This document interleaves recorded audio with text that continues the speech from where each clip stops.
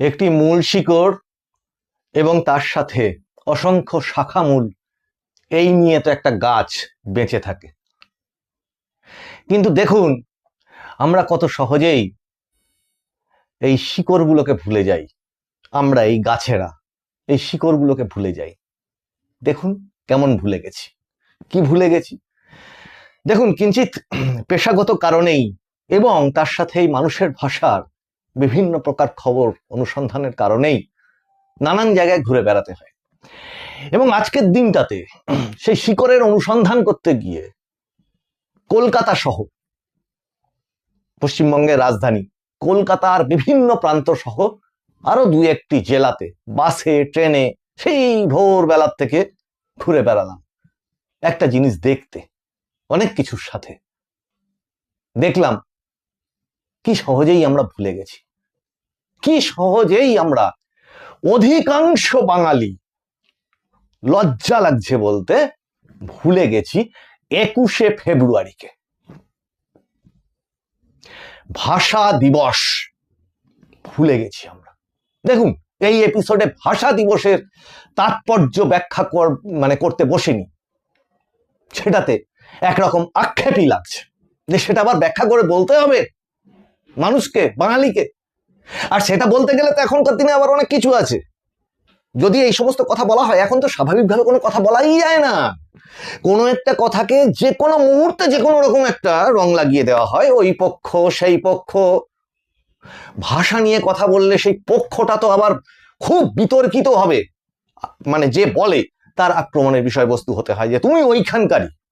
কিন্তু আমি তো মানুষ, আমিও তো একটা বাঙালি, এবং আমি যেমন ভুলে যাইনি তেমনি আমার শৈশব, বাল্যকাল, অস্তিত্ব অনেকটা জড়িয়ে আছে। এবং আর একজনও তারই সাথে ভুলে যায়নি, সে হচ্ছে আমার এক খুব ঘনিষ্ঠ বাল্য বন্ধু মুকুল রায়চৌধুরী। নিবাস টাকি, শিক্ষা সংস্কৃতির পীঠস্থান বলে মনে করি এখনো, এই মুহূর্তে ক্ষয়িষ্ণুতায় ভুগছে। কিন্তু এত সহজে তো সবকিছু ডুবিয়ে দেওয়া যায় না বন্ধু। এই মুকুলদের মতো মানুষরা তো এখনো আছে, এবং প্রায় কি বলবো, মানে একা হাতে তার সাথে অবশ্যই তার অসংখ্য মানুষ ভালো কাজ করলে পাশে জুটে যায়, তাদের নিয়ে কিন্তু এই মুকুল এই ধরনের সংস্কৃতি চর্চাগুলোকে ধরে রাখার চেষ্টা করছে ওই টাকির বুকে। এবং তার জন্য এই মুকুলকে অসংখ্য অভিনন্দন। আমি জানি এই এপিসোডটা হয়তো তদানীন্তন যে সমস্ত আমাদের চারপাশের চলছে, যা ট্রেন্ডিং টপিক, এসআইআর, একজন নেতা কোন দল ছেড়ে দিল, কোন দল আদর্শের বালাই না রেখে আর এক কোন দলে যোগ দিয়ে দিল, থেকে শুরু করে নরেন্দ্র মোদী, মমতা বন্দ্যোপাধ্যায়, তাদের ট্রেন্ডিং টপিকগুলো কি, কোন এক চুরির দায়ে অভিযুক্ত কোন এক রাজনৈতিক নেতা, তিনি এতদিন পরে বাইরে বেরিয়েছেন, সেইটার পিছনে সাংবাদিক ছুটবে বুম হাতে, এবং তার অনেক ভিউয়ার হবে, তার অনেক ভিউ হবে।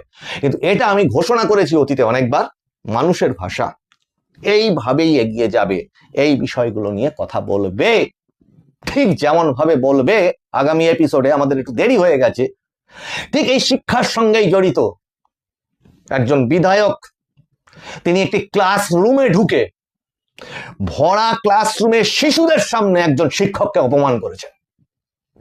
মানুষের ভাষা এটা মেনে নেবে না। এবং দুঃখের বিষয়, এতটা ঘন্টা পার হয়ে গেল না, মিডিয়াতে তার সেই নিয়ে কোনো হইচই নেই, না সেই রাজনৈতিক দলের কোনো নিন্দা সূচক একটা বড় প্রেস কনফারেন্স আছে বোঝানোর জন্য যে দেখো আমরা অন্তত আলাদা, আমরা আলাদা। খারাপ ওরা পারলেন না সেটা করতে তারা। তেমনি মূল্যবোধ মানুষ যেভাবে তৈরি করবে, সমাজ যেভাবে এগিয়ে যাবে, সেগুলো নিয়েও কথা বলা হবে। আমি বিশ্বাস করি যে একটি ভাষা এই ধ্বংস হয়ে যাচ্ছে, সেটা নিয়ে মারামারি করবার কিছু নেই, এটাও বিশ্বাস করি। কাজেই আপনারা আমাকে কোনো পক্ষ ভাববেন না, ভাষা সংস্কৃতি একটা প্রবাহমান, মানে একটা প্রবাহ, নদীর জলের মতো।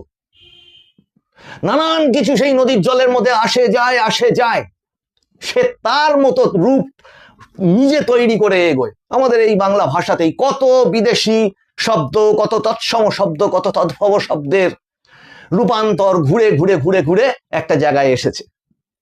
আজকে আপনাদের তার অনুমতি পেয়েছি, তার সেই সুললিত একটি লেখা, এই মুকুল রায়চৌধুরীর। তা মাননীয় মুকুল রায়চৌধুরীর সেই লেখাটি আজকে আপনাদের পড়ে শোনাবো। মনে রাখার মতো লেখা বলে আমাদের মনে হয়েছে, আপনারাও আশা করি শুনবেন। তা ভাষা দিবস নিয়ে তার তাৎপর্যটা যদি একটু না বলি, পাঁচটি মানুষের নাম যদি একটু স্মরণ না করি, তাহলে এই এপিসোডটা একদম ব্যর্থ। কেন ব্যর্থ? যে 1952 সালের যে ভাষা আন্দোলন, উর্দু ভাষাকে পাকিস্তানি শাসক উর্দু ভাষাকে ওই নতুন তখনকার পূর্ব পাকিস্তান, যার প্রায় 100% মানুষ হচ্ছে বাংলা ভাষায় কথা বলে, তার উপরে উর্দু ভাষাকে চাপিয়ে দিতে চেয়েছিল রাষ্ট্রভাষা হিসেবে। এবং তার প্রতিবাদে ভাষা আন্দোলন গড়ে উঠেছিল। নিজের মাতৃভাষার জন্য শুধুমাত্র মানুষ প্রাণ দিয়েছিল। তাদের মধ্যে উল্লেখযোগ্য 5 জন। দেখুন, আমিও কিরকম অপদার্থ, আমিও সেই নামগুলো কিরকম ভুলে গেছি, তাই এই চশমা খাটিয়ে এই দেখে আপনাদেরকে বলতে হচ্ছে। এদেরকে প্রণাম জানাই আজকে। আবুল বরকাত, আব্দুল জব্বার, রফিকুদ্দিন আহমেদ, আব্দুস সালাম, শফিকুর রহমান। কিন্তু এর বাদে একজন 8-9 বছরের কিশোর, 21 তারিখের পরে 22 তারিখ, সে এবং একজন রিক্সা চালক, সেও এই পাকিস্তানি শাসকের গুলিতে এনারা শহীদ হয়েছিলেন শুধুমাত্র ভাষার কারণে। ভাষাকে ভালোবেসে এ অমূল্য দান, কল্পনাতীত আদর্শের জন্য মানুষ জীবন পাত করে। আর আজকে আমরা মেতে থাকলাম, চতুর্দিকে কি দেখছি? আদর্শহীনতার প্রতিযোগিতা। কে কোথার থেকে কতটা সুবিধার জন্য টপাটপ লাভ মারবো, আসবো।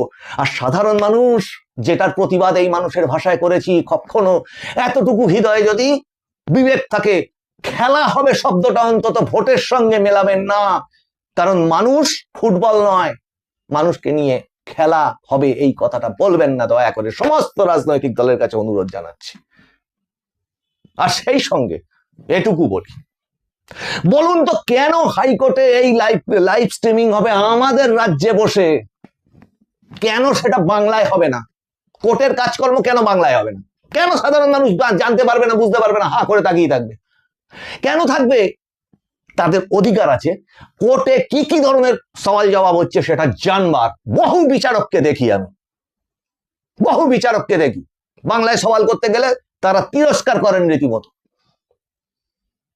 সমস্ত এই পুরো ব্যবস্থাটার আমূল সংস্কার দরকার, পুরো বিচার ব্যবস্থাটার। কেন হবে? তেমনি সুনীল গাঙ্গুলির প্রয়াত সাহিত্যিক, প্রণম্য প্রয়াত সাহিত্যিক, তার প্রচুর উদ্যোগ ছিল যে এই সাইনবোর্ড গুলো আমাদের কেন বাংলায় হবে না। এখান থেকে কিন্তু বাংলাদেশ নিয়ে এত এই মুহূর্তে এত বলতে পারি ভাবতেও অবাক লাগে, শত্রুতা ইত্যাদি ইত্যাদি। তো কিন্তু বাংলাদেশ কিন্তু ওখানে এগিয়ে আছে। তাদের গাড়ির প্লেট, নাম্বার প্লেট থেকে শুরু করে একদম সাইনবোর্ড পর্যন্ত সবকিছু বাংলাতেই কিন্তু লেখা থাকে।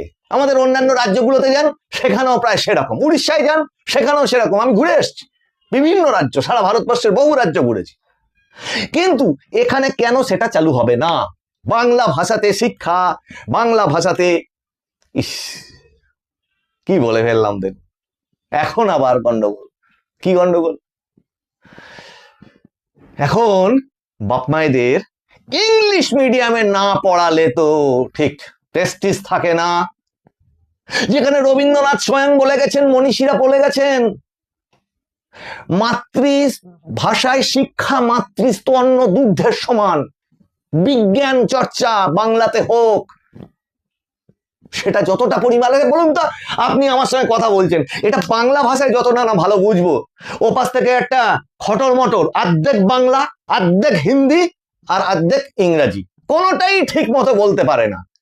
এই ইংলিশ মিডিয়াম থেকে বেরিয়ে আসা বকচ্ছপের দল। এরা কোনোটাই ঠিক মতো বলতে, সবাইকে বলছি, এক্সপার্ট আছে, সবাইকে বলছি না, এই বকচ্ছপ তৈরি আছে। আর এইটার অবদান কাদের?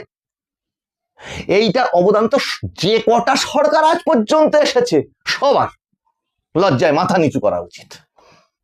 তা এই সমস্ত কিছু নিয়েই আমার প্রিয় বন্ধু এবং ওই টাকির সংস্কৃতির পীঠস্থান, যখন টাকি গার্লস স্কুল স্থাপিত হয়েছে তখন ঈশ্বরচন্দ্র বিদ্যাসাগরের বয়স 1।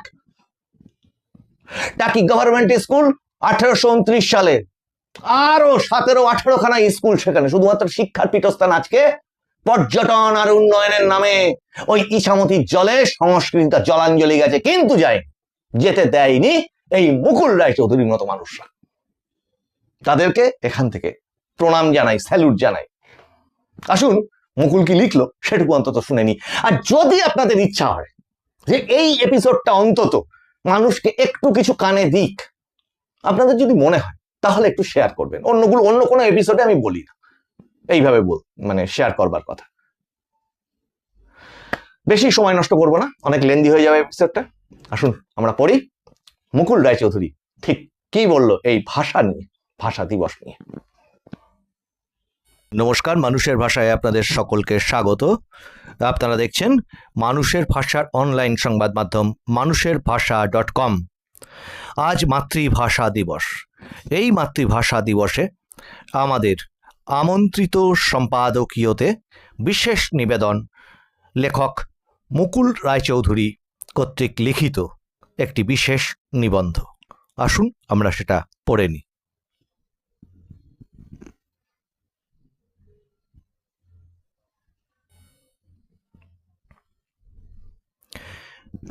প্রবন্ধটির হেডলাইন: বেঙ্গল তো ঠিক আছে, বাংলা লইয়া কি করিব।